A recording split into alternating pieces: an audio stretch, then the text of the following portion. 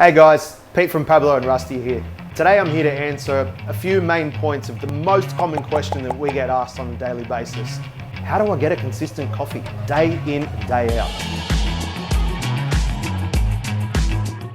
So have you ever asked yourself, how does my local cafe pull a consistent cup of coffee for me daily? Well, let me tell you, they're using fresh coffee. So a few tips that I've got for you. Check the roast date each and every time before you buy.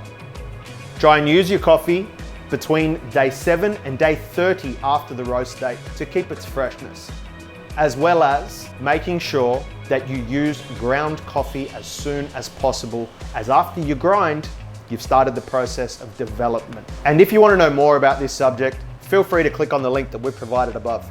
So the next tip that I'm going to suggest to you is preheating your machine and your vessel before you use it.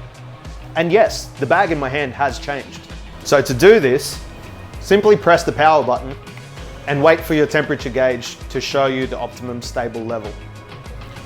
Once it reaches, grab your vessel that you intend to use, put it on your drip tray, fill it with a little bit of hot water, stir it through for about 10 seconds, and then discard it back into your drip tray. So the reason we suggest this step is a cold cup can affect the end result temperature-wise and flavor-wise of the coffee that you intend to produce. So again, if you want to go into this step in more detail, click the link. So the next topic is filtered water and why it is actually so important for your coffee.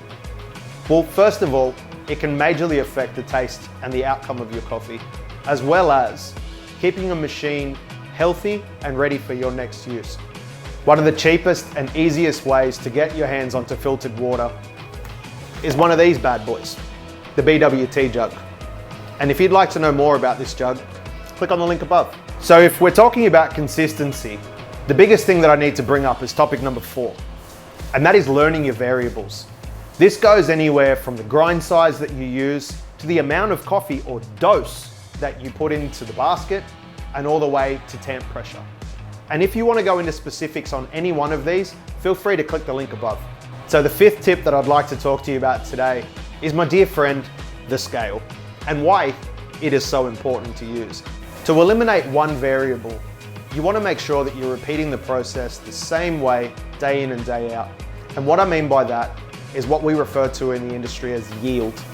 So if I intend to put 20 grams into my 20 gram basket and pull 40 grams of coffee out each time, the best way that I can make sure that happens is using the scale. So there you have it, folks. Our top 5 tips for drinking better coffee consistently.